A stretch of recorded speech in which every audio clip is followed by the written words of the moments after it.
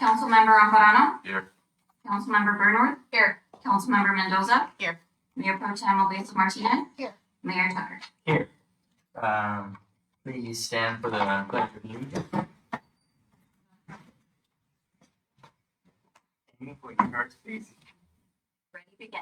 I pledge allegiance to the flag of the United States of America and to the republic for which it stands, one nation, under God, indivisible, with liberty and justice for all.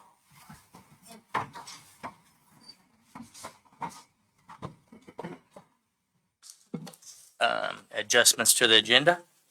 Mr. Mayor, there are no adjustments to the agenda.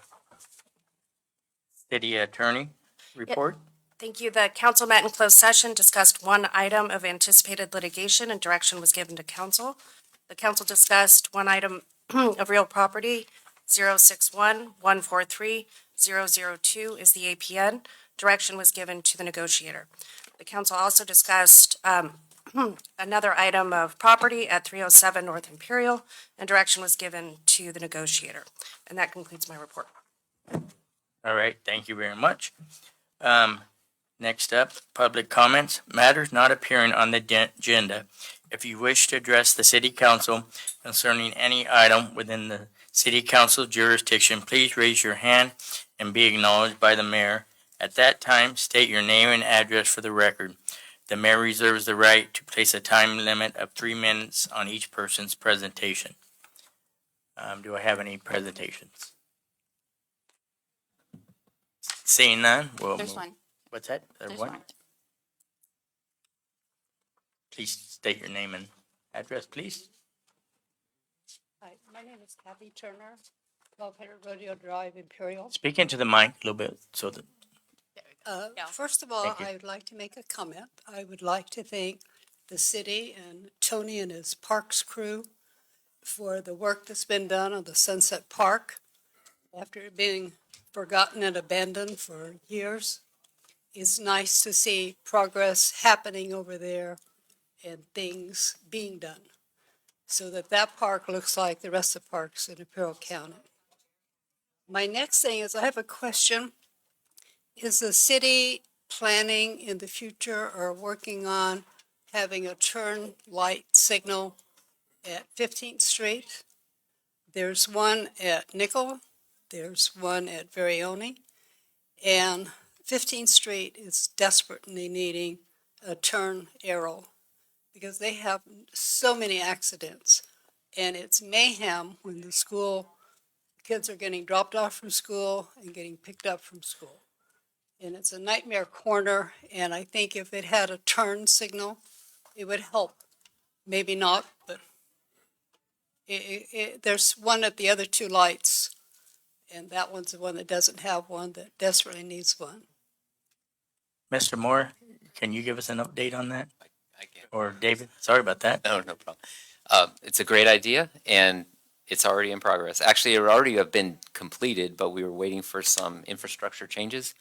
But we already have it already designed and ready to go. Awesome. It's already been approved by council. Awesome. Yeah, so we're hoping in the next month or so.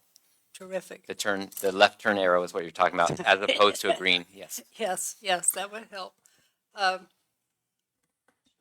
sorry, I lost my train of thought. I had one more question, and I can't think of what it is right now. I'm sorry. Thank you. All right, Thank thank you, you for your concerns. Any other customers? All right, we will go to A1, Certificate of Recognition to 760 Elite Football Teams. I'd like to call up the head coach, Johnny Carrillo. Do you have any comments? And read the awards. I'm sorry? Do you have any comments? Well, first I'd like to say thanks for having us, and really, the only thing is thank you to the city, the community, and really the Imperial Valley coming together and, making this possible for the kids. So that's what it's about. Just a bunch of things. That's it. Okay, thank you. I'll go ahead and read the presentation, and then we'll have everybody come up and get our photos. All right.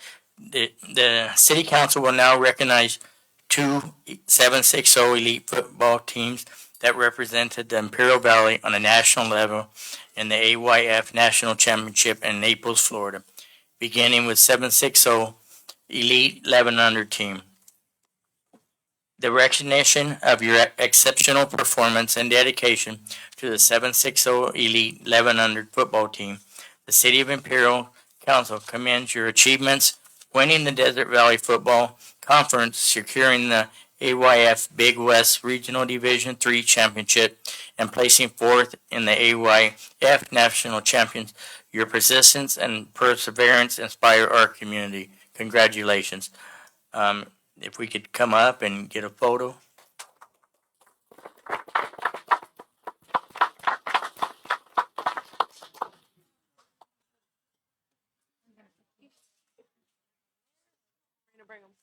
I guess you're coming here. Come on up. That's how we did it. That's how with the girls saw that.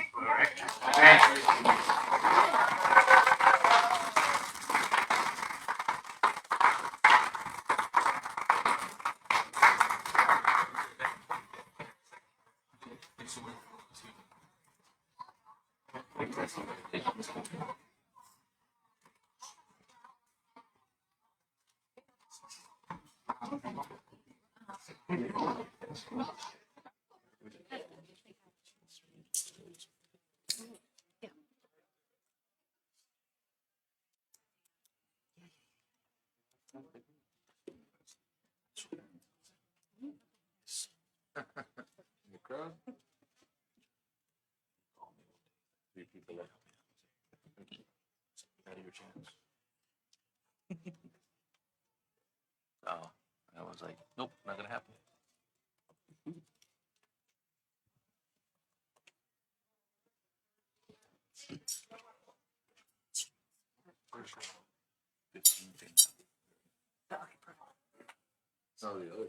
And now we'll be waiting on the other team, the 760 Elite 13 and under. Oh, they're shuffling in. What's that? Are they shuffling in now? Yes. Oh, yeah. Thank you.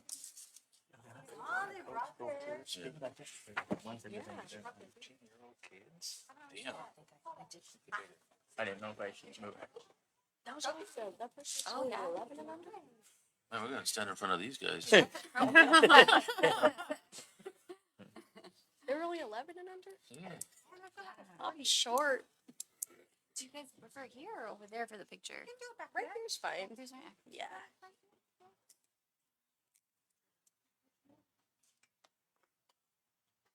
That's crazy. This is nice. Alrighty, the 13 and under football team. Coach John Beltran, could you step on up to the mic and give a few words to your team, please? Tell your experience. I already gave my farewell speech, Mr. Mayor. First and foremost, I want to thank you guys, all of you here, City Council, and all the represented departments within the city of Imperial. Thank you for having us here, and thank you for the recognition. But really, the boys that are standing behind me back here are the ones that deserve the most recognition. They're the ones that were out there in 120-degree weather, battling the heat, the elements, and Mother Nature, it seemed at times. And they brought their heart and soul. They left it all out on the football field, and it shows. I don't know if you saw when they came in, but we're bringing in our second place national trophy. So we went up to Naples, Florida in December, right around Christmas time, so it was perfect for all the parents. And 3 games, we won 2 out of the 3 and ended up with second place in nationals. And we look forward to seeing these boys on the high school football field next year, seeing what they can do to represent not only Imperial, but Imperial Valley, and show the world that we have some great talent here. All right, thank you very much. And up next, I'll read the recognition. In recognition of your exceptional performance and dedication to the 760 Elite 13 and under football team, the City of Imperial City Council commends your achievements winning the Desert Valley Youth Football Conference at the AYF Big West Regional Division III Championship and placing second in the AYF National Championship. Your unwavering dedication and relentless effort inspire our community. Thank you very much. And if you would all go ahead and walk on up here and we'll get a photo, please. Sounds good. Start with the tallest fan or team measure.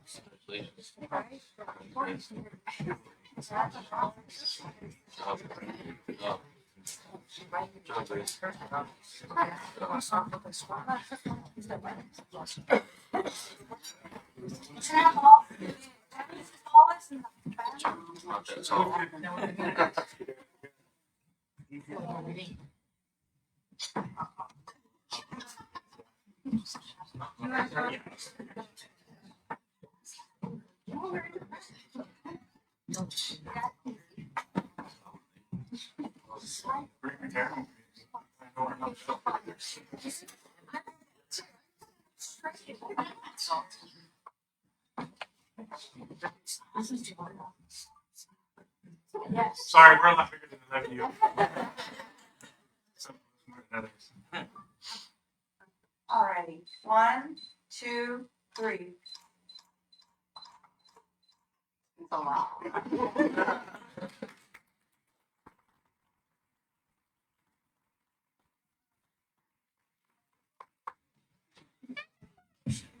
Very cool.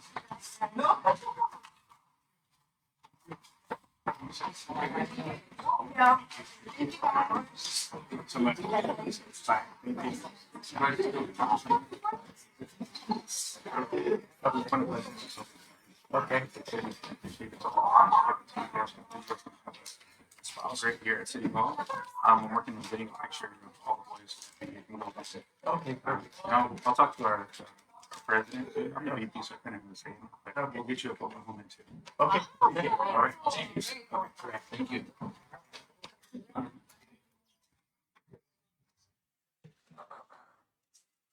All the cops. All the cops are coaches, huh?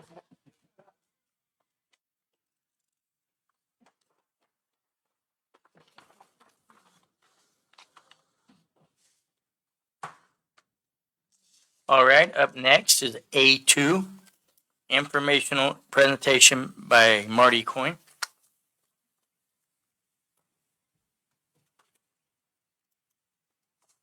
Good evening, Marty Coyne, 2351 South 4th Street, El Centro, 92243. Good evening, and I approached your city manager recently and asked him if I could be put on the council agenda for an information only.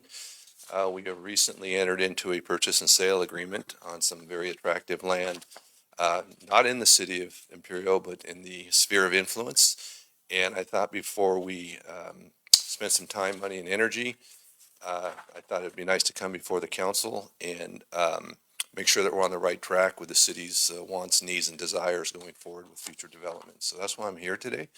I put together just a small, quick presentation to give you an idea of the location and what our plans are. And so with your permission, I'd like to kind of run with it and see. It is a residential project. I think this will definitely help the city continue to meet their housing element requirements with the state of California. It's been a while since we've done some development here in the city of Imperial. We've kind of wandered off and been attracted to a couple other cities and finishing up some of those rescue subdivisions that we did here for a few years. And we're back, and hopefully be back in the city of Imperial for quite some time.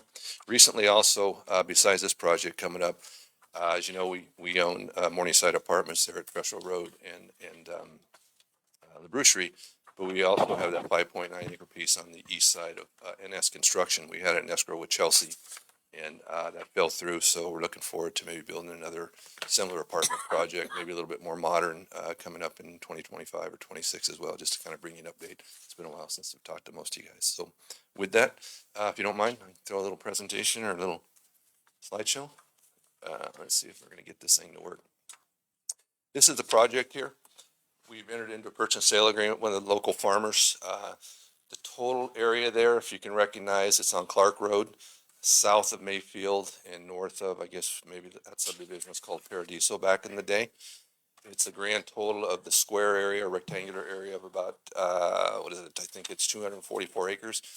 Our goal is to take down the first 122 acres on the south where it says Imperial Residential Project, with the hopes of picking up, and we'll call that phase one, and then phase two would be to the north of that.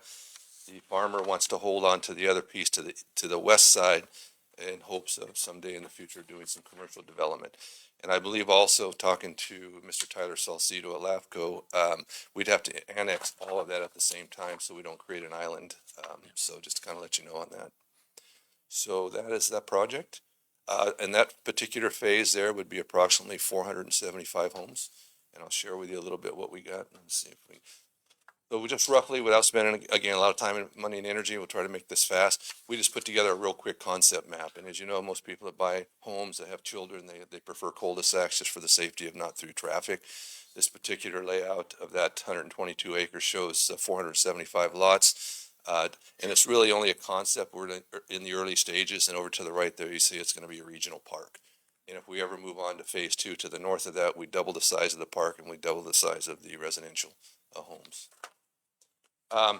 Some of the homes we built recently, this is our entry level, which is about 70% of our demographics, trying to keep prices entry level as low as possible. Definitely not low income, but they're definitely affordable housing. So this would be a plan one, 1,200 square feet, 3-bedroom, couple of different elevations.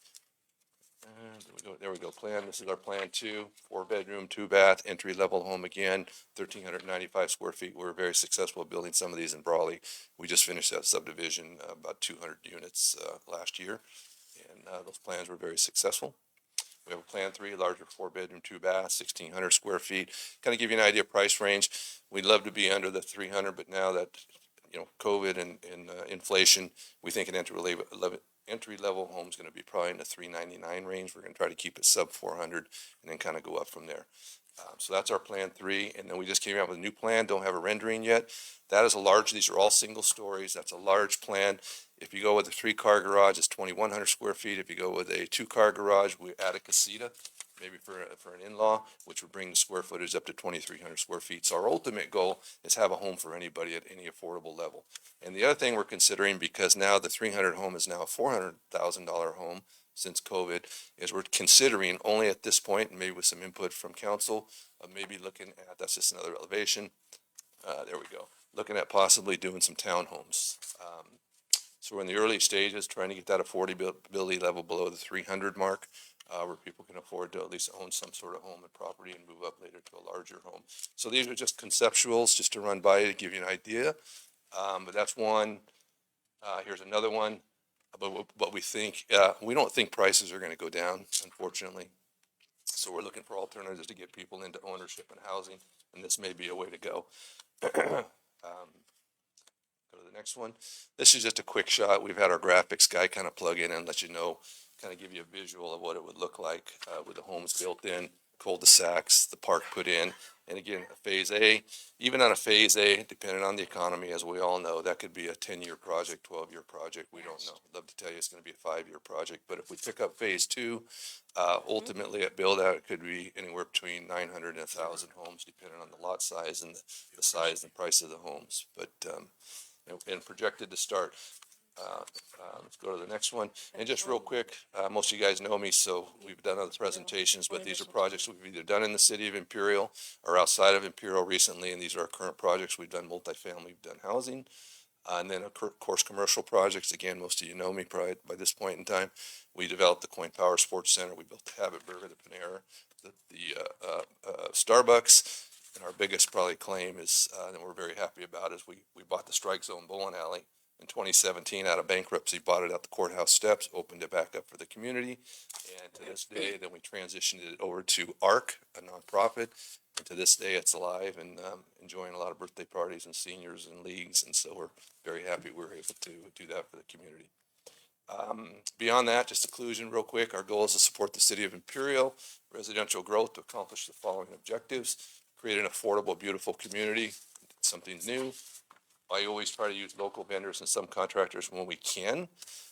Our goal is also to increase the city of Imperial's desirability with new homes and something new and different. So we will be adding, modernizing the plans that we have, increasing revenue to the city, developing construction spending, permits and impact fees, property and sales tax dollars, and additional retail spending dollars local by growing your population. And just real quick in closing, I think that's kind of the closing doc there. Let me see. Yeah, I guess they didn't put the last one in. I just did some real rough math and give you an idea. Phase one, approximately 475 units. Impact fees, water sewer capacity fees for the first round of units would bring in about $5.5 million. I mentioned 4.5 earlier to the city. And approximately, I believe it, in phase two would bring that to $11 million to the city. You know, permit fees, everything all included. And then we always try to cover the schools. We've had a great relationship with the Imperial School District based on today's school fees and an average of square footage. I think I calculated today about $11 million or $12 million that would go to the local school districts as well. So,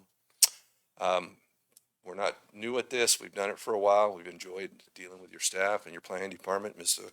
Thone Mora, and so we're happy to be back. Looking forward to working with Mr. David Dale, your Public Works. So we're really at this point, and the reason I'm before you today is if it's not kind of with the direction the city's going, we'd like to know now before we invest the time and energy. And the other obstacle that we kind of have, this has to be annexed. We do have to do a tentative map. We have to do a final map. Unfortunately, the farmer that we're dealing with has put some required timelines on this. We have to have this approved, closed, in a map by, I believe it is March or April of 2026. So part of my reason in talking to your city manager here was just to make sure, we've had obstacles with other cities trying to get maps done is we have to have money go hard and our 90 days ends at the end of this month. And then we have this time to get it done. So if everybody's doing their job and moving things along, we think we can get it approved and ready to go to work by the time we have to close escrow. We are paying development ground prices for this farm ground. And I don't want to own expensive farm ground and be a farmer. So between hopefully the partnership that we've had before with the city of Imperial, that we can work together on our tight timelines, I think we can get it to the finish line. We've already met with LAFCO. They're on board to get on it as soon as we ask them to, get our studies in, our CEQA, our traffic studies, all that kind of stuff. We're hoping all the consultants on behalf of the city or us will work with us to get it. And so I'm here just to basically get any input if you have, ask for support on the timeline, not necessarily support the project at this time, and see if you have any questions. And that's really pretty much it. All right, thank you. Any questions from the board? I love seeing any development come to Imperial, so thank y'all. We're going to give it our best, and as we always do, and hopefully make it one of the ones that you'll be proud of. The only thing that's important to me today, like I said, is to get the point across on the timelines, because after that timeline goes, the project goes dead, and it could be that way for a long time. So, yeah, thank you for your time. Right, thank you. Thank you.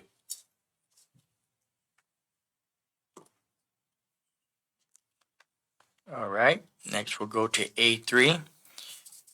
Information presentation by IID Division 5 Director Karen Eugenio. Everybody says it. Is Karen around? I said, I think it's Karen.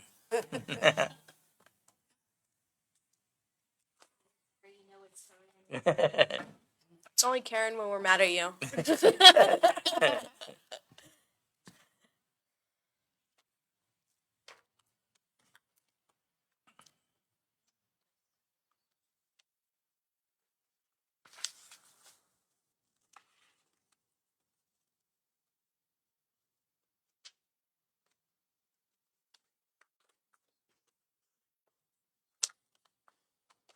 All right, good evening, Mayor Tucker, council members, members of the audience. Again, my name is Corinne Eugenio, IID Director, Division 5, representing this city of Imperial, Holtville, and Calexico.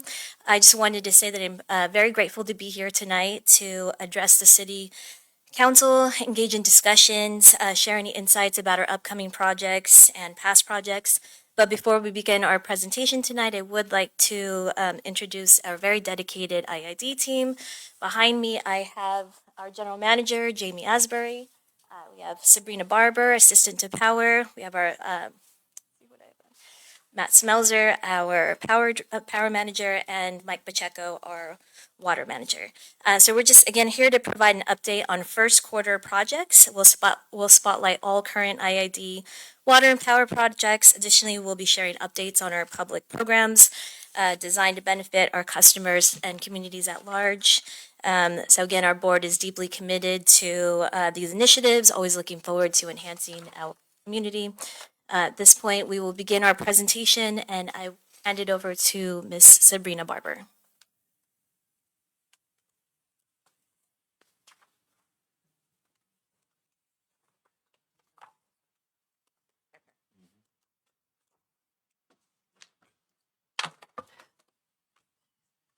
Good evening, council members and city staff and members of the public.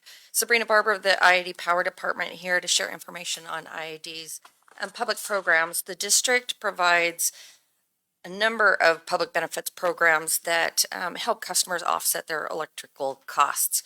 We have two different categories of programs that we offer. One focuses on energy efficiency, while the other one is focused on rate assistance.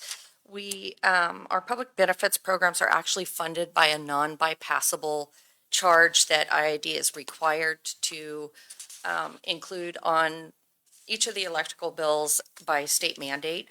The money generated by that charge is restricted and returned to our customers in the form of programs and services. So just wanted to go through kind of some of the things that we have done. Most recently, as of the end of last year, we provided the Festival of Lights, which was incredibly exciting, something new and different. So it really focused on energy efficiency and how we can benefit from our holiday lighting. It was well attended. As you can see, we had nearly 9,000 vehicles come through. We also provided all customers that came through with an ornament program flyers on each of the different public benefits programs that we had. And we also distributed about 14,000 candy bags and candy canes for everyone that came through. So got a lot of positive feedback from customers, as this was a free event. It was held, for a few weeks during the December month, and we are hoping to offer this for, many years to come. This just provides a list of, we're going to go through our energy efficiency programs first, and we have 4 that are listed here. Again, these are funded through our public benefits charge. I'll go quickly through all of these. The Tree for All program itself is 2-prong. It has, it's another particular program that has been extremely popular with customers. We have a residential component that consists of tree distribution events as well as a tree planting event or services. There's also a public green space component that awards funds to offset the costs of planting shade trees in public spaces that obviously, has a number of environmental benefits, but also encourages customers to come spend time and residence in park areas. So here's a list of the recent awards that were granted to projects in the Imperial area. In the last funding round, IID awarded nearly $110,000 to 4 projects. One of them you are very familiar with, as the city was one of the grant recipients, but we also awarded T.O. Wagner School, the housing facility, and a grant for Memorial Garden Cemetery. We will be offering both residential and public green space events again this year. We are planning the residential tree distribution event for the spring, with the tree planting event for the fall, and the public green space grants are expected to reopen in March of this year. IAD also offers rebates for the purchase of qualifying energy-efficient appliances. Our application process has recently been moved to an online platform that can be accessed from either a computer or even your mobile phone device. This slide provides a list of products that we currently offer rebates for. Rebates for most appliances are about $75 per unit. We also offer rebates for windows, shade screens, and insulation products, which are based on, the incentive amounts are based on the square footage that's installed. We also have a variety of heating and air conditioning measures that include split and packaged units, ductless mini splits, room air conditioners, and even evaporative coolers. For split and packaged units, rebate amounts range from anywhere from $125 to $300 per ton based on the efficiency rating of the unit, while other rebates range from $100 to $300 per unit. Last year, we offered a double rebates program during the month of October in recognition of Public Power Week, and we are anticipating offering a similar program or promotion again this year. Another program we offer is a refrigerator recycling program wherein we will schedule the pickup of and proper disposal of refrigerators and freezers. Customers can recycle up to 2 appliances per year, and that rebate can also be coupled with the Energy Rewards rebate that I just talked about when customers purchase a new Energy Star refrigerator or freezer. IAD also offers a program that provides weatherization measures, and this is a free program to customers. Through this program, a representative will come out to the customer's residence. They'll perform an energy assessment of the home and different devices that customers are using, and then the representative will make recommendations on different energy efficiency measures to be installed through the program. So customers can receive up to $1,000 in installed energy efficiency measures, and for any customer that is also enrolled in our low-income residential energy assistance program, they will receive an additional $500 in measures. So our contractor that we use for this particular program is Synergy Companies, and they do the installations on behalf of the customer. Most popular upgrades through the program is AC maintenance measures, also the installation of ceiling fans and LED lighting. But it also includes measures such as door weather stripping, smart power strips, and a number of other measures. On the rate assistance side, IAD offers a variety of programs which are listed here. In terms of the residential energy assistance program, we offer a 20 to 30% discount off of the monthly power bill for qualifying customers. Customers under the age of 60 will receive a discount of 20% off their monthly electrical bill, whereas customers 60 and older can receive or would receive a 30% discount off their bill. The annual gross income requirements depend on the number of people who are residing within the household, but it starts out at, and this is based off gross income, starts out at $41,000 for a household of 2 people, and then that gross income amount increases by just under about $11,000 for each additional person. This provides the low-income customers opportunity. Customers that are enrolled in our REAP program are also automatically enrolled in our eGreen program. Do I have these out of order?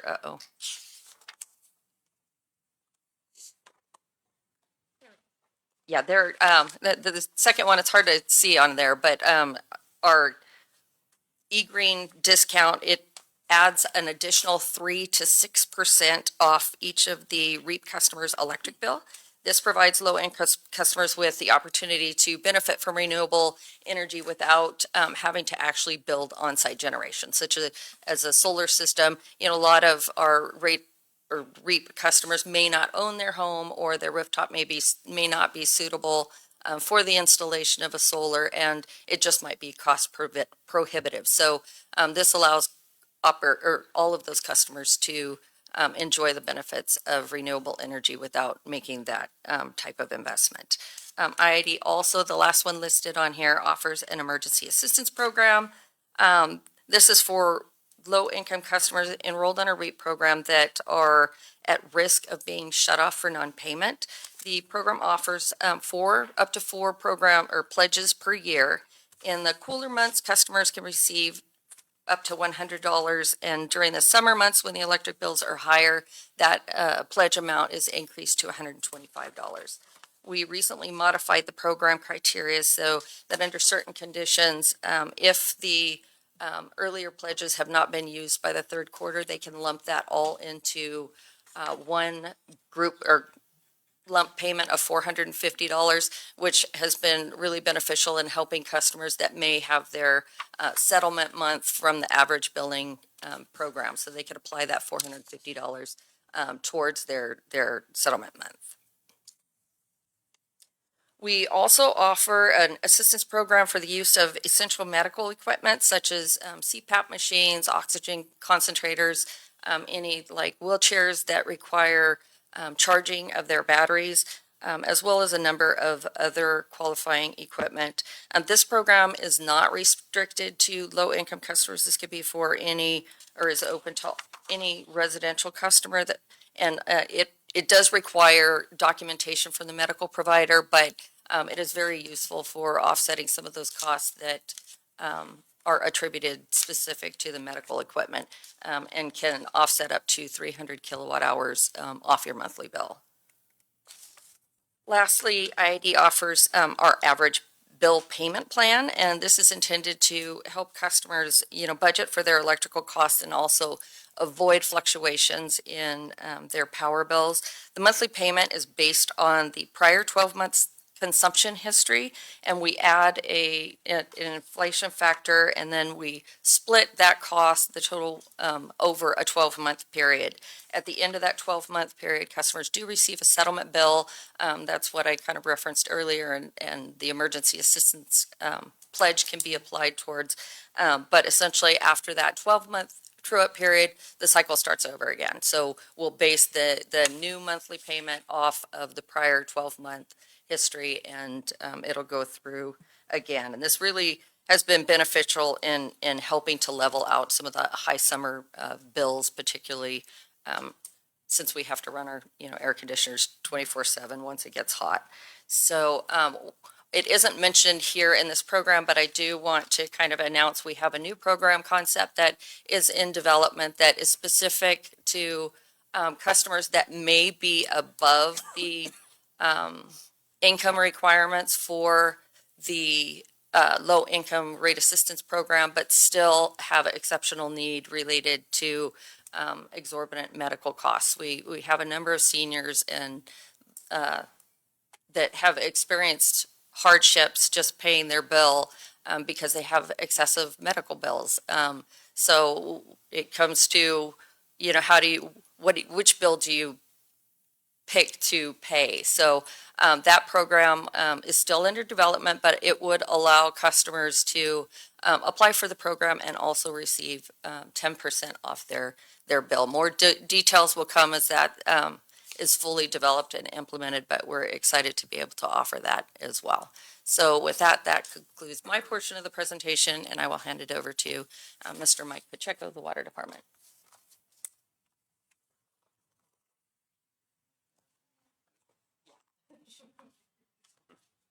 Good evening, Council. Thank you for having us here. So on the Water Department, we don't have a whole lot of projects within the city limits, so I kind of wanted to maybe get some projects that are outside to talk to you. But we do have one that's been on our radar quite a bit, and I think you guys have heard about it, is on the Dahlia lateral rate pipeline in front of the hotel. We've had a small water leak there, and we went in there last month to grout it from inside, and we weren't successful. So when we put the water back, it still leaked. So we gotten with the Euro staff and the officials from the hotel, and we're going to go ahead and just replace the pipeline for about 100 feet, 110 feet, on the week of February the 17th. So I think that was the best time for everybody.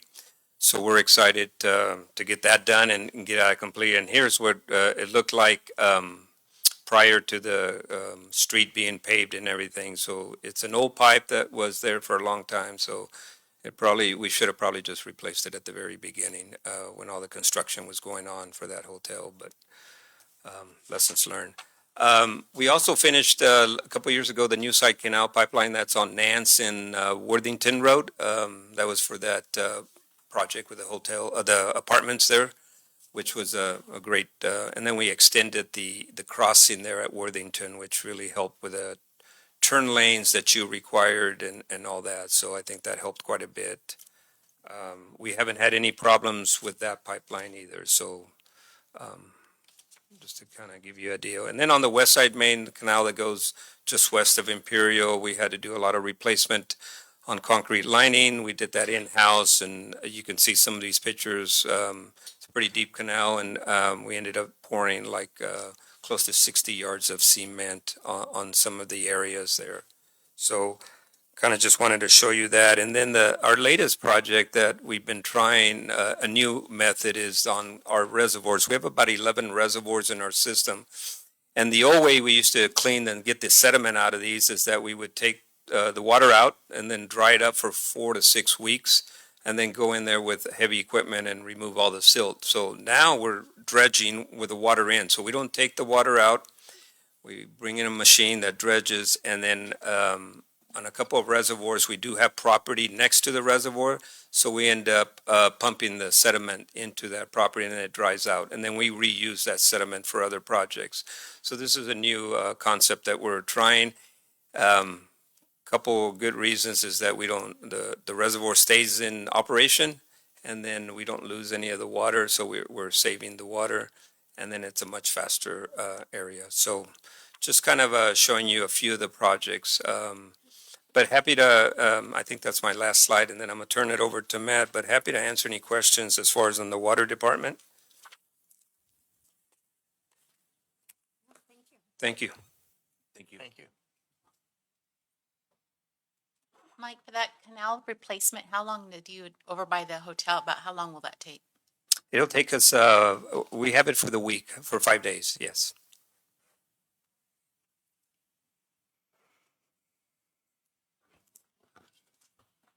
Good evening, council members, staff, and members of the audience. Matt Smelser, I'm the power manager for our IID. And I just wanted to share with you some projects that I'm sure you're all very familiar with in the Imperial area, and kind of some projects we finished overall just for the balancing authority for IID that we're pretty proud of. So just going through these are just pictures. Like I said, a lot of them are recent projects done in the Imperial area that I'm sure you're all very familiar with. But that was a car wash, the Starbucks, Imperial, the Village Senior Apartments, Morningstar Apartments, the Housing Authority for Imperial,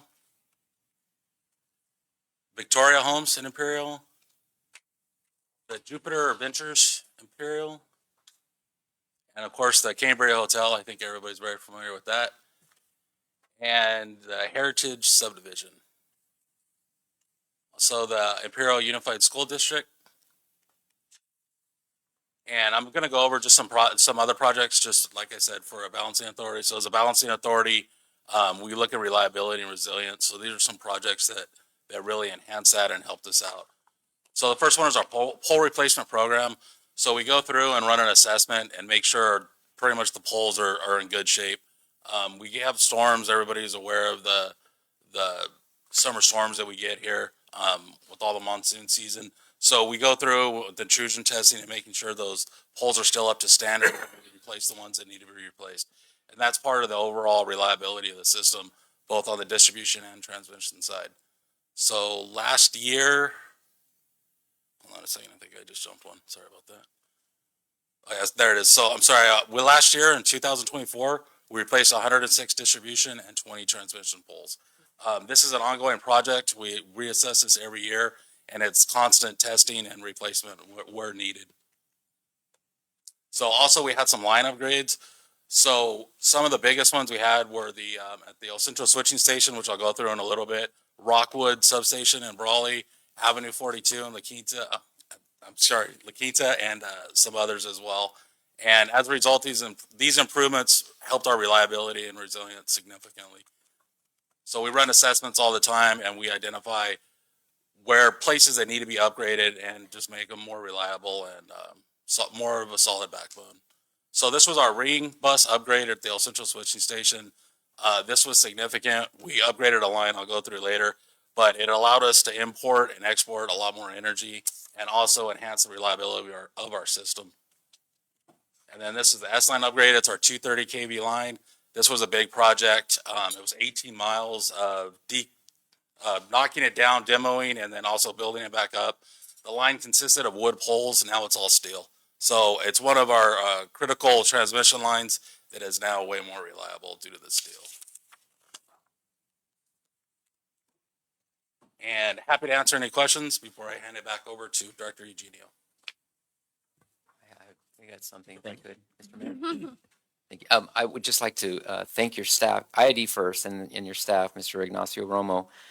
We have a 21-inch sewer line that's going in on 8 Boulevard. You may have seen all of the construction going on. This week, we ran straight into the middle of an underground power line that fed the old General Dynamics building. And so they're moving very quickly, and they're moving very fast for us to help so we don't delay our project. So I just wanted to express our thanks to your staff. Thank you. All right, thank you. Appreciate that. All right, thank you, sir. All right, thank you. All right. I just wanted to thank everyone for allowing us to be here today and share some of our exciting projects. It's always a pleasure to see your very familiar faces.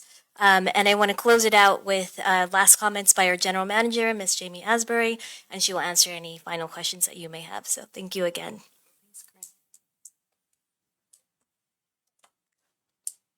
Good evening, council members. We appreciate very much you allowing us to be here. We're very proud that we serve the city of Imperial. It's our host city. It's where we live and where you're our neighbors. We appreciate the cooperation that we receive from your staff. I know that there will be a much more robust presentation coming before all of the municipalities and governmental agencies within Imperial County to talk about the activities that the board has recently taken with regard to its rate structure. We would like to preface that presentation tonight by telling you there is never a good time and it's never welcome, and we understand that, and we're going to do everything that we can to protect the most vulnerable of our citizens. And not just that, the very wealthy portions of our service territory can absorb a lot more than many of the residents here and in the Eastern Coachella Valley. So it's IID. I've never opened a bill, and I hope none of you have either, and felt a level of desperation. It's our goal at IID that none of our customers feel that way. Every public program and every dollar that we can deploy toward defraying that is going to be important going forward, and it's our commitment to this community and all of them that we serve that we'll take care of those things.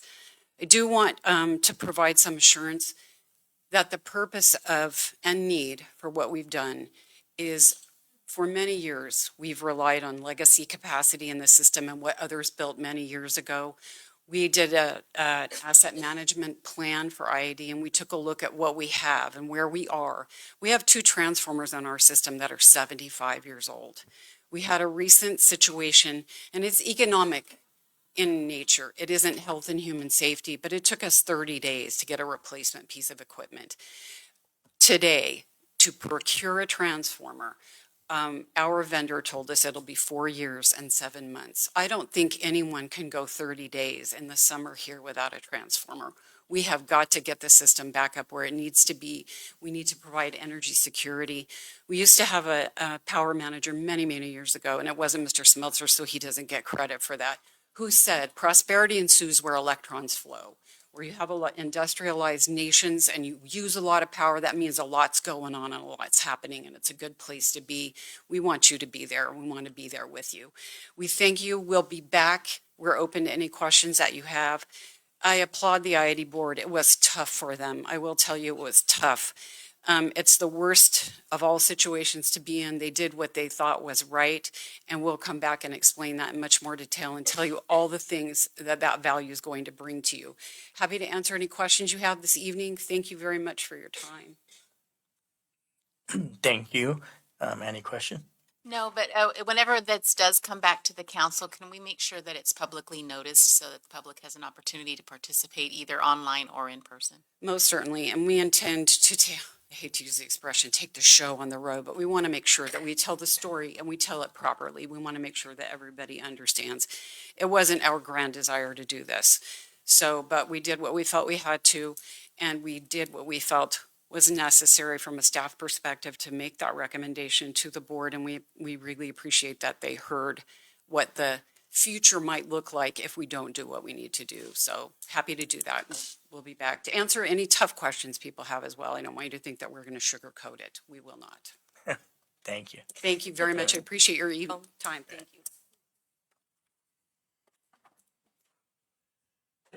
you. I just want to thank all of the IID staff and Director Eugenio for coming and giving us a presentation about what they're doing specifically in our city. So thank you. All right, we'll be moving on to A4, Quarter 2 Budget Report Presentation by Administration Service Director, Mr. Victor Enriquez.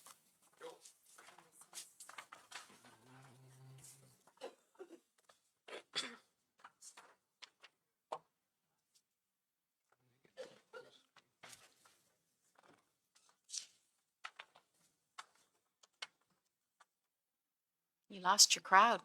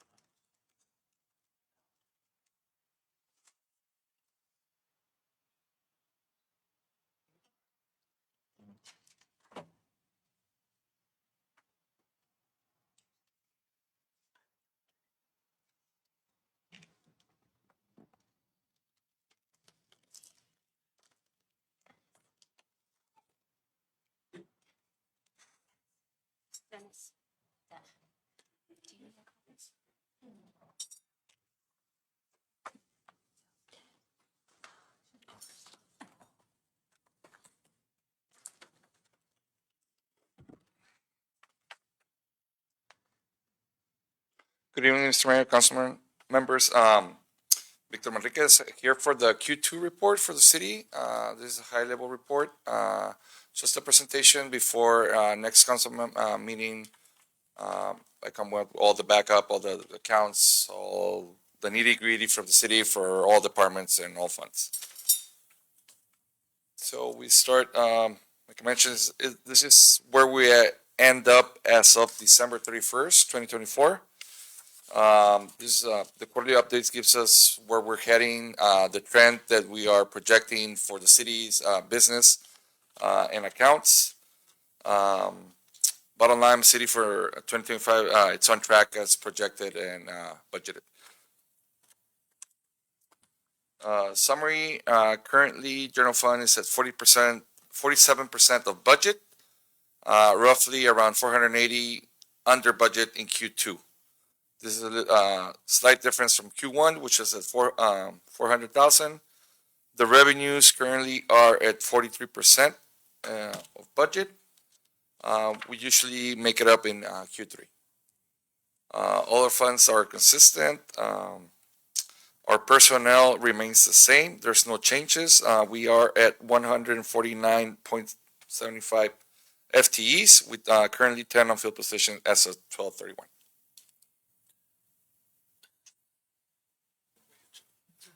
Some of the requested budgets are slight differences, like we need to move monies around. It got charged slight differences, in the budget, no major things. We're not adding, we're just moving one, from one account to the other. So that's gonna be presented in the staff report on next council meeting, which are, I wanna say it's around 3 changes. Minor changes. The Q2 investment for portfolio. This is in regards to how we updated the investment policy. This is not the presentation intended to be. We're going to go in detail as I'm still figuring out how to present that one. But I did wanted to mention the amounts that we have been gathering in our investments currently. General fund cash balance has 4.6 million as of 12/31. That includes the 4 million we use for equipment replacement, risk management, IT capitals, and the 2.4 million we used for the CIP projects last year, mainly for the streets that Mr. Dale did for the city. Currently, as a Q2, we have a little bit over 51 million and 4.6 that belong to general fund. And we are accruing interest since July 1st to December 31st. We accrued, we earned interest of roughly $1.1 million just in interest.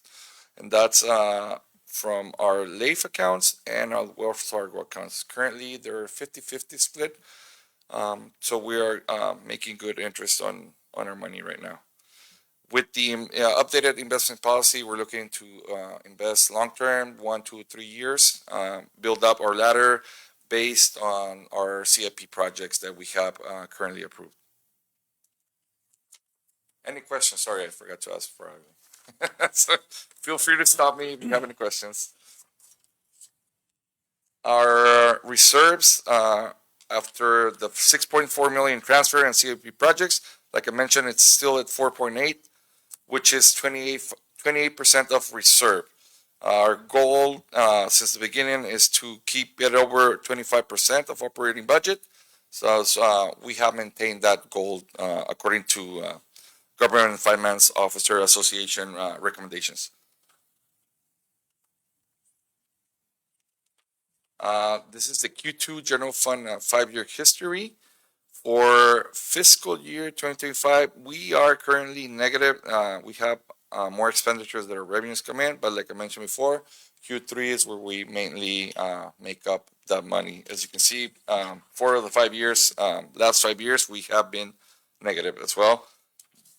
It's a little bit lower number, but it's expected. For water fund, again, 5-year history. We currently are positive. Our revenues are expenses. The Q2 budget actual excludes capital improvements, which are about 4.2 million, and the bond principals at Q2, which is 8.4 million for the 2 issues for the water bonds.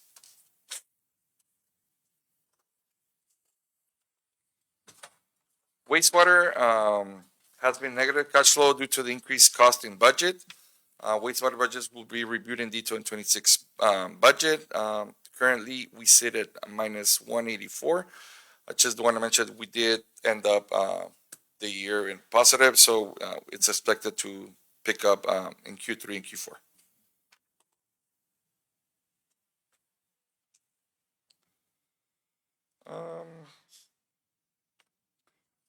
I thought I excluded this sheet, but now that it's here, this is our balance sheets for the water and wastewater funds.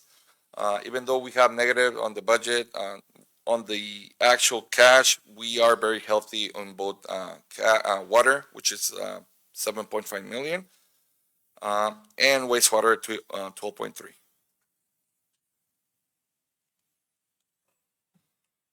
The capital improvement budgets also is going to be presented separately later on, maybe with the investment. I'm going to try to merge those together, a different presentation from the Q2, but I do want to give an update that we have out of the 26 projects projected for 2025.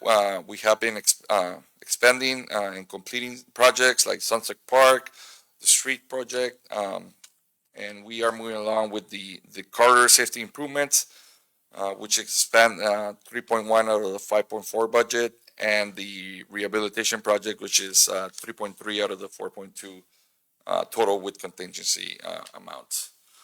I seriously doubt we're going to complete all projects, but any of the projects will just roll over and will be included in the presentation once we update and present budget for 2026. Our community facilities districts, as you can see this quarter, they're all positive compared to the previous quarter. We received some monies and we expect to receive some more money in January, which we already did. So currently all CFDs are in the positive.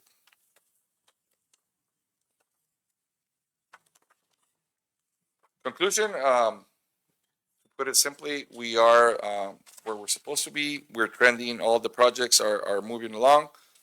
Our investments are reporting good gains.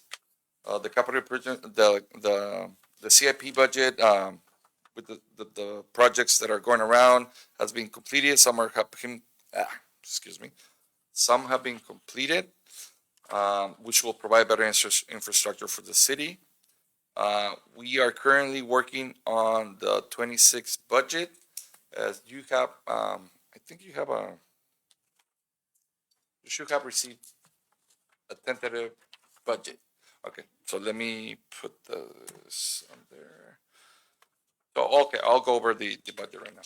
So currently, we still need to be clear of the sales tax that are trending a little bit down along with the cannabis tax revenues.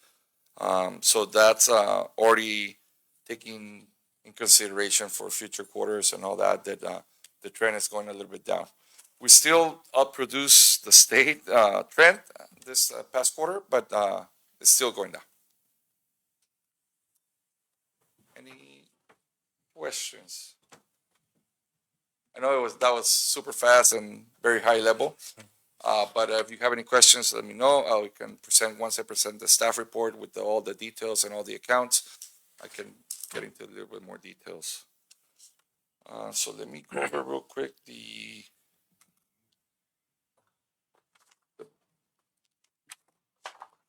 help me with that.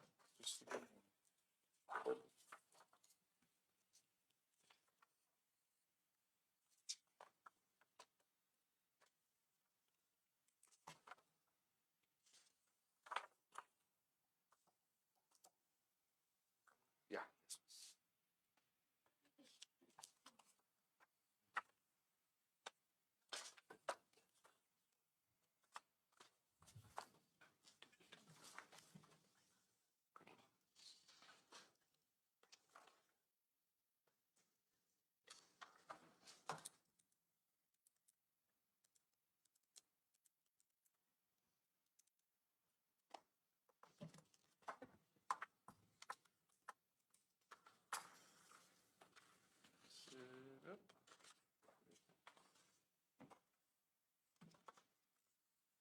Will it go up in the screen?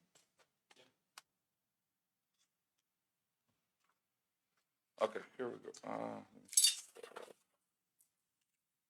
This one, let me see that.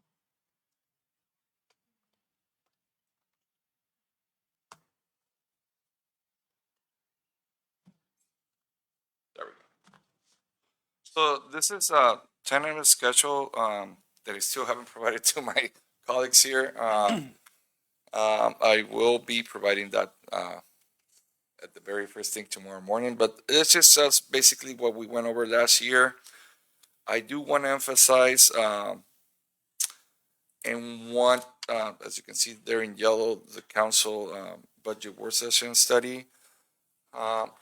Any recommendations of how do you want me to proceed in presenting the budget instead of going like last year, presenting everything at the same time? So you want me to come every month with update on some departments, enterprise departments, so we can start planning with Dennis and our department heads. How do we show allocations or anything? So I just wanted a little bit some feedback if, not right now, but, to see how would the council like to proceed, do a separate session, work study or something so we can start and based on that, we can proceed for building the budget for next year. So this is tentative and the dates are pretty much in line with what I did last year. So those are not final. That's just something guidance for me to keep on track and have everything done by June. So I welcome some feedback through Dennis directly, and I appreciate so we can make it easier instead of bringing you 3 hours of budget on June 18 or something. Any questions? Any question? No, sir. I like the schedule. Yeah, it's tentative, but it's something I want to work with. Some of the goals already completed based on some things we worked ahead. So it's something that, like I say, I need to share with my colleagues here and get to work. Thank you. I appreciate it. All right. Thank you. Thank you.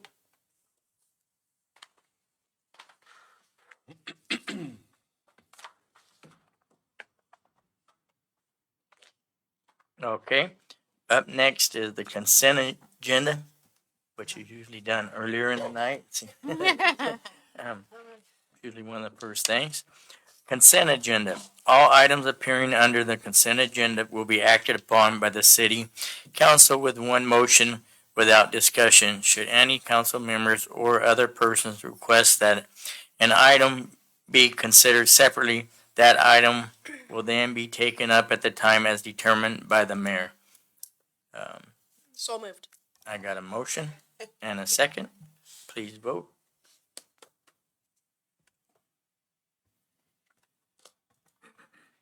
Motion passes 5-0. Thank you very much. Next up, C, public hearing. Adopt resolution 2025 amending the administrative citation schedule related to police department fines. We will open the public hearing at 8:11. And I just want to briefly point out from, it's in the backup as well, but it's fines and fees, so.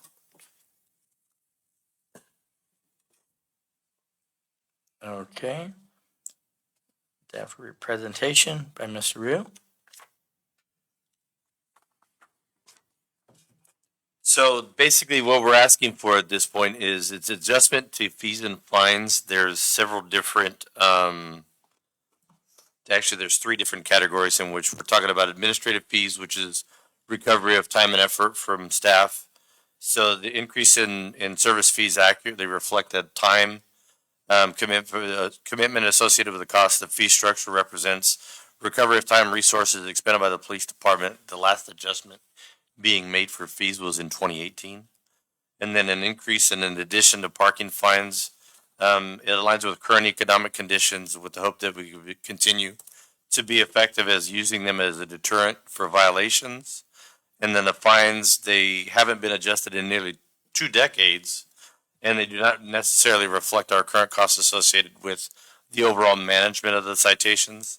We've added additional categories of fines which are currently not accounted for with our prior fine designations, and it brings us more in line with the added effort of patrol enforcing parking issues.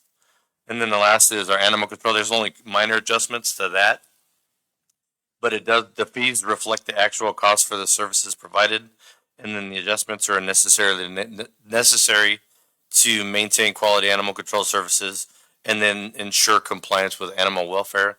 And the last time those were updated was in 2005.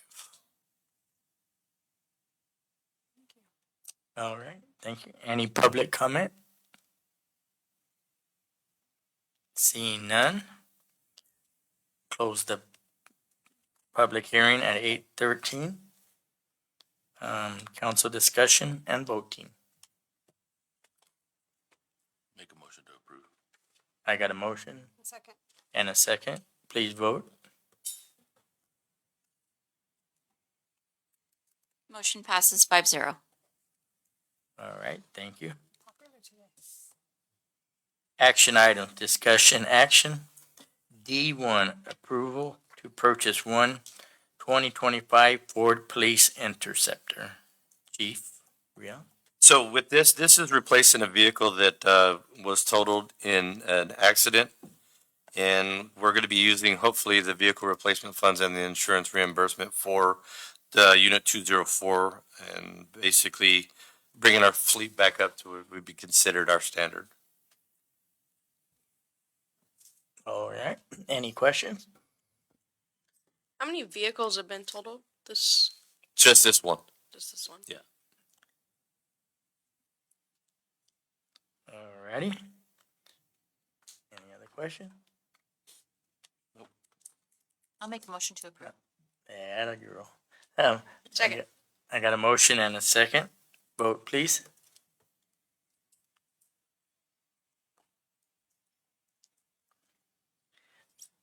Motion passes 5-0.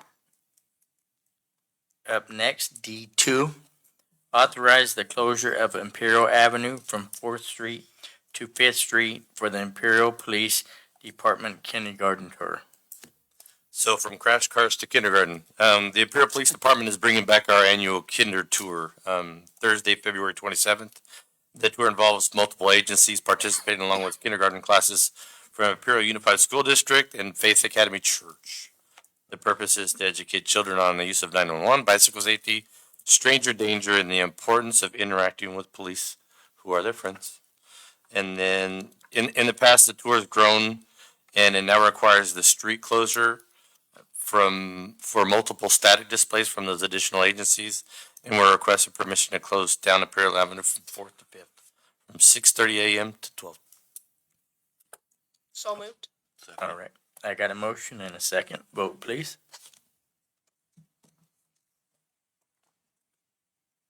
Motion passes 5-0.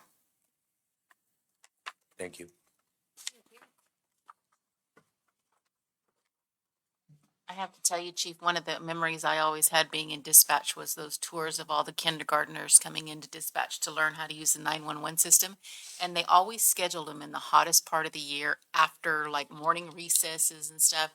And you cram 35 or 25 sweaty kids that had been running around all day long in a tiny little room, all in there with us. That's a smell you never forget. And you can set your stopwatch to when the first 911 call comes through.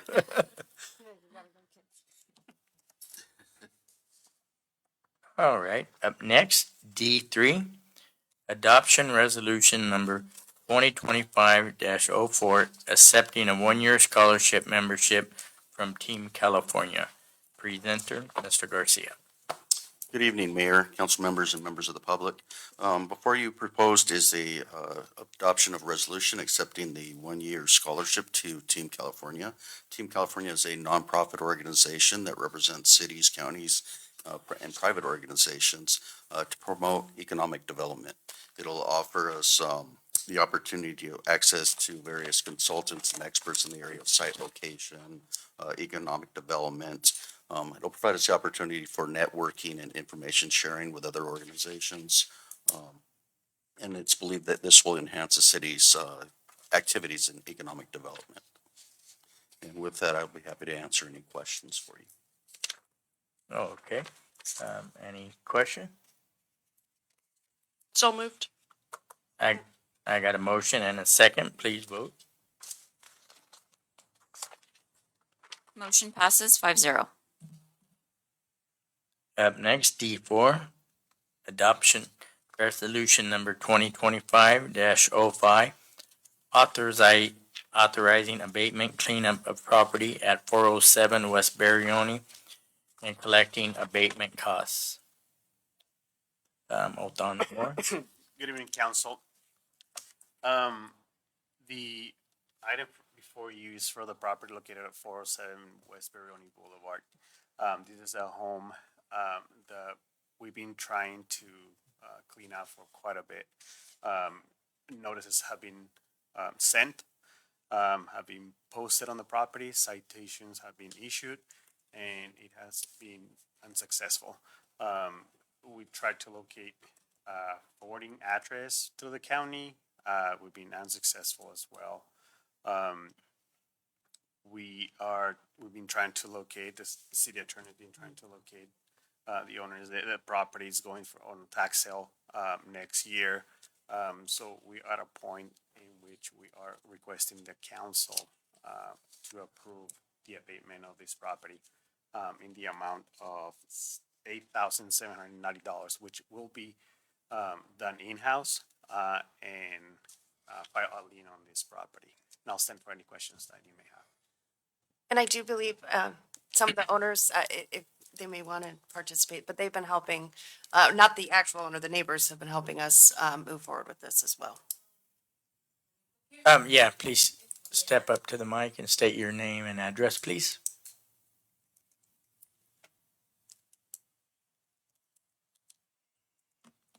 Good evening, and thank you for having me. My name is Sylvia Geary, better known as Sylvia's Antiques here in Imperial.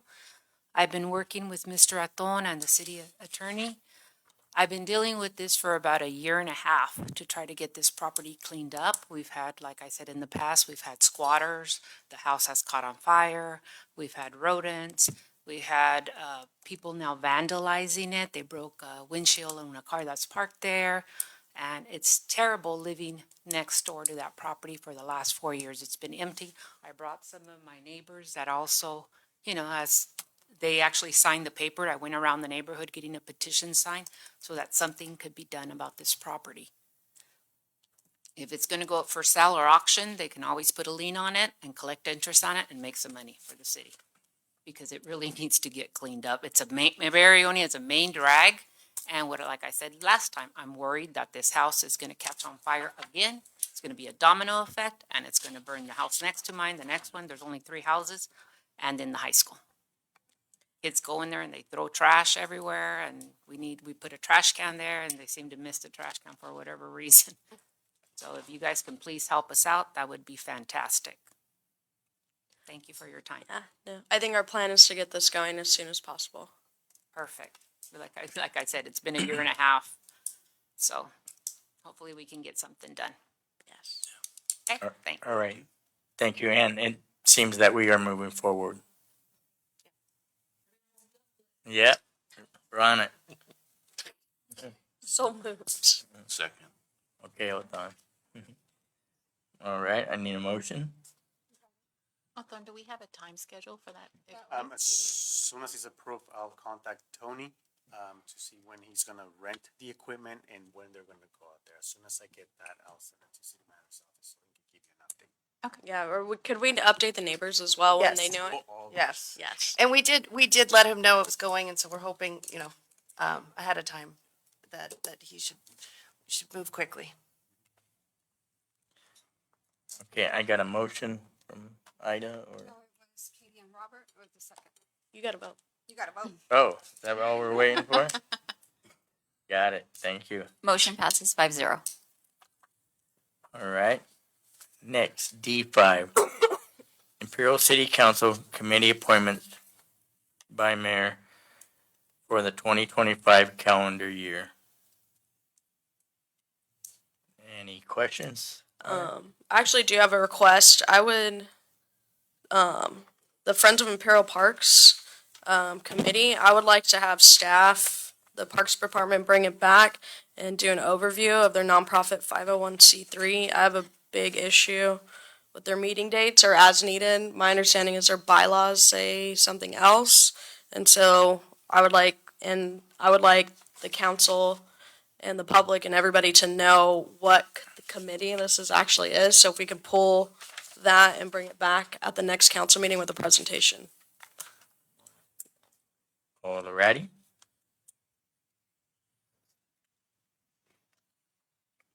Anything else? The SCAG, the city appointment for SCAG. I haven't been attending them. I don't know if anybody else wants that. I can't attend this year anyways. I would like to be moved up from an alternate to the representative.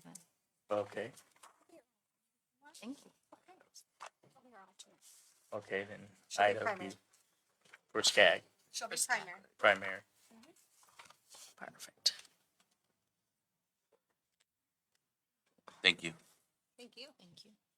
So do we need to amend the vote to? So I'll make a motion to approve all the appointments with the exception of Friends of Imperial Parks pending a presentation, and then make the SCAG appointee Stacy Mendoza with the alternate as Idaho Basil Martinez. Second that. All right, I got a motion and a second. Vote, please. Motion passes 5-0.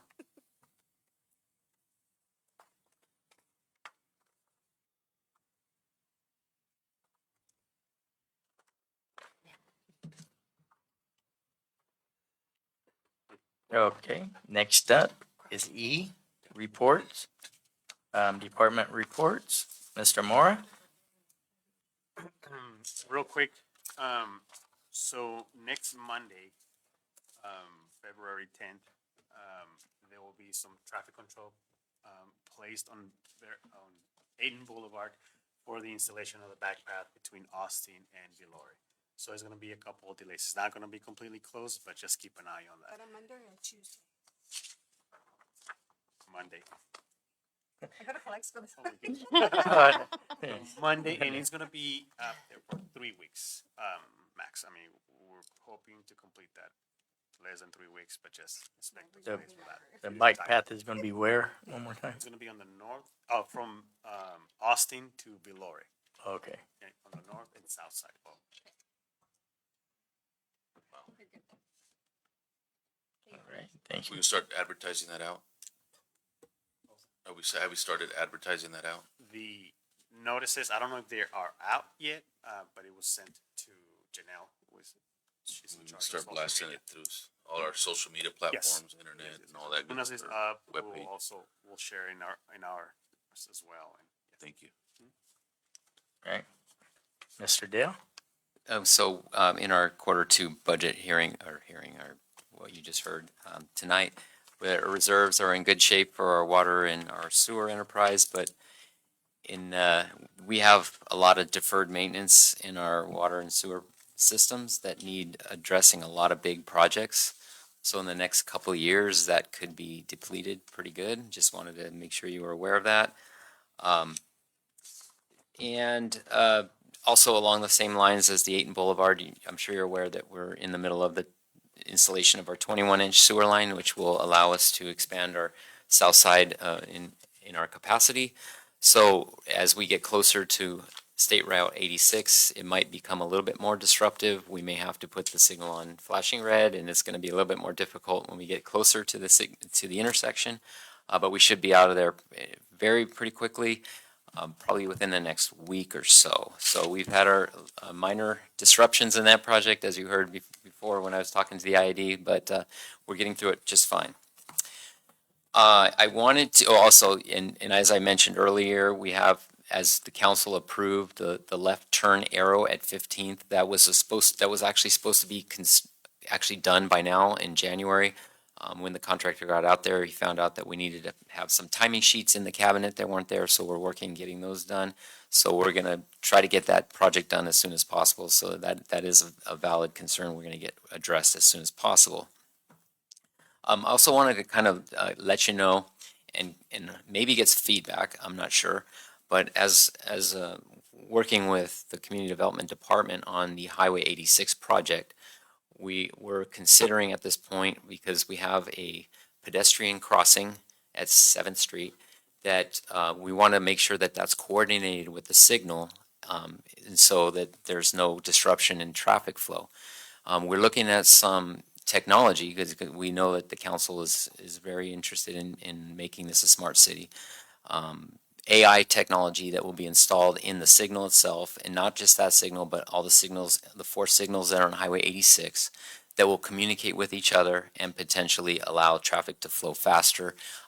They have the capability to modify the timing as needed. When they see, okay, 7 in the morning, there's more traffic here, they'll let the signal they'll change the timing literally. So we're looking at it as a very strong possibility to add, but if you have any feedback on that, I would really like to hear that at this time, if you have any. I think that is amazing. I absolutely hate the stoplight at Barione and 86.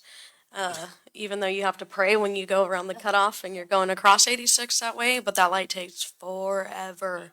So I would love to see AI and all them working together. I know there's a lot of school traffic in the morning and you just see it get completely backed up. And in this, I think could help alleviate a lot of that. Great. So we will continue based on that feedback. We will continue on that path that we're looking at. I was gonna say definitely synchronization of all those would be great, because yesterday I hit every single red coming out of 15th. So they will communicate via radio, and it looks to me as the initial cost looked very reasonable in terms of that. So it looks like a very viable project, and it also, they have a lot of capabilities. They can count the vehicles, so if we need to do a traffic study, we can easily provide that to a traffic engineer. It can tell you how many trucks, how many pedestrians. I mean, it can differentiate between bicycles and motorcycles. It's pretty cool. How does IT feel about that? We'll have to talk about it. We'll have to. Another year. Okay, just as long as it can't get hacked and people be like putting the lights. So that is mostly what I wanted to let you know about tonight. Alrighty. Mrs. Nancy? Hi. So I was just gonna remind everyone that we have a couple of events coming up this month. Within the next few weeks, we have next Saturday will be Carnival. It'll be from 5 to 9 on the 15th, and then about a week later, we have a movie in the park. It'll be on February 27th. It's the Thursday. It'll start at 6. Alrighty. What park, Eager? I believe so. We'll send out a notice and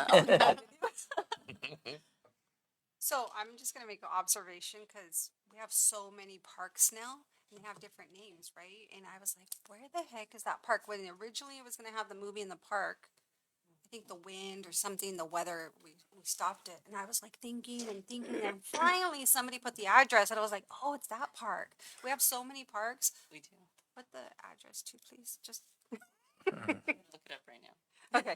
No, I would say that's a question I get a lot, like especially because I love showcasing. Like there's a pocket park in the Victoria Homes that is like amazing. My kids loved it, but every time I go, I have to like Google how to get it because like address. it's so. No, that was the Victoria Park. I had no idea. The new one? The new So one. this I will was be at like, Victoria where is Park. this gonna be at? It's It'll be a Victoria Park. that one's my favorite. So many names. Alrighty. Thank you very much. Mr. Estrada? Mr. Mayor, council members, last Thursday, we completed the implementation of the GIS enterprise system. Servers came on time, and the engineers from Esri showed up last week. So everything is up and running. Of course, it's an empty database. Ramiro, our GIS project manager, is working and moving information from the data that we have, but I mean, it's going to be an ongoing task to bring information and start putting applications available for city departments. We also complete last week the upgrade of the internet access at the water treatment plant. We, instead of going to City Hall, we are putting the water treatment plant directly to our broadband network. So we are kind of taking advantage of that network that we have now. And lastly, last Friday, we installed the access point that will provide connectivity to the lift stations citywide for to access the SCADA system. So that's moving forward. But I will we're gonna report on that as we move forward. So busy. Thank you. Awesome, thank you. And what was the alerts we got today, or email? Well, the thing is, we have something that is called MDM. It's a mobile.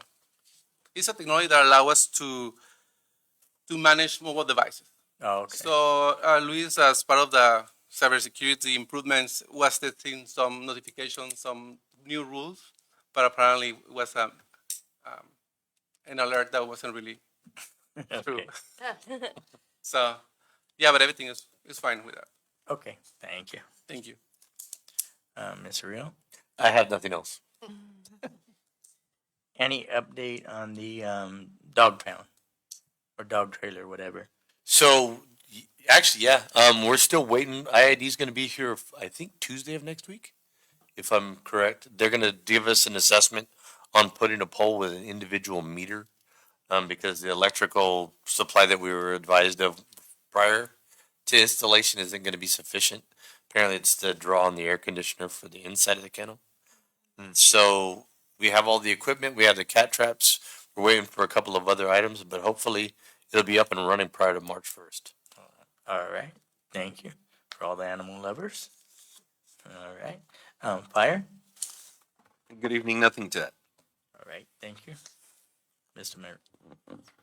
I don't think I have anything more. I expect your feedback for upcoming budget, so I can make it easier on you guys. Right, thank you, doing a great job. Thank you. Kristen? No major updates today. We do have a lot of irons in the fire and lots of exciting things coming up, and we're just busy helping support our fellow departments. Thank you. Hey, do you prefer to be called Thomas or Tommy? Most people call me Tommy, which I'm fine. It says Thomas here, but I always call Yeah, you usually Tommy. anything official documents, I use Thomas, but All day to right, day it's Tommy. Any And nothing to report this evening, Mayor. All right. Thank you. Thank you. All righty. City manager? Nothing from me this evening, Mr. Mayor. All right, thank you. Mr. Amparano? Just a couple things we got to do. I know, Ida and yourself and myself attended that Eagle Scout ceremony. That was very nice. Nice to see the representation from the different organizations. That was nice. We also attended the 90s studio ribbon cutting. That was cool. It was cool. Different, one-stop shop. I think I was back there about a week and a half later. I was gonna say, didn't you already go in there? For I did. some new meat? Yeah, so I'm wearing long sleeves. Then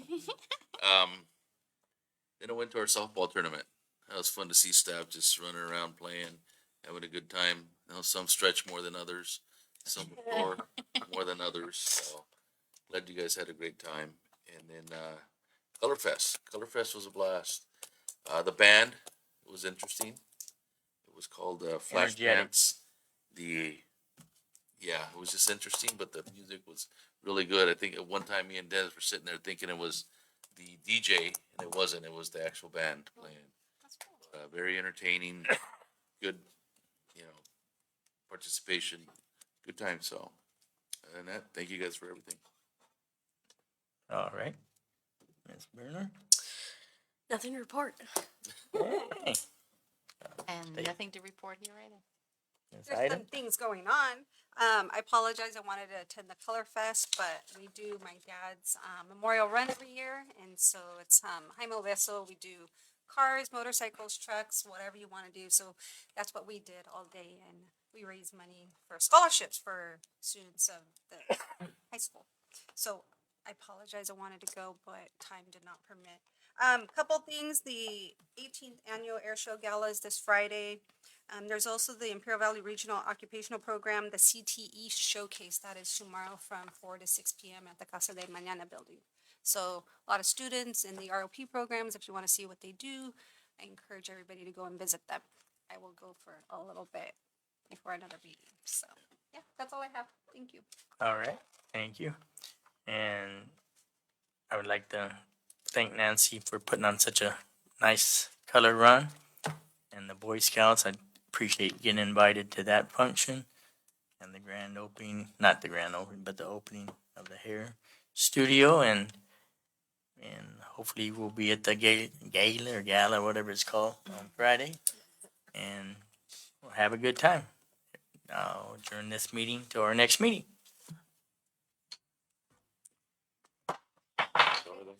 Yeah, I'm gonna go. I was gonna look for the date, but whenever.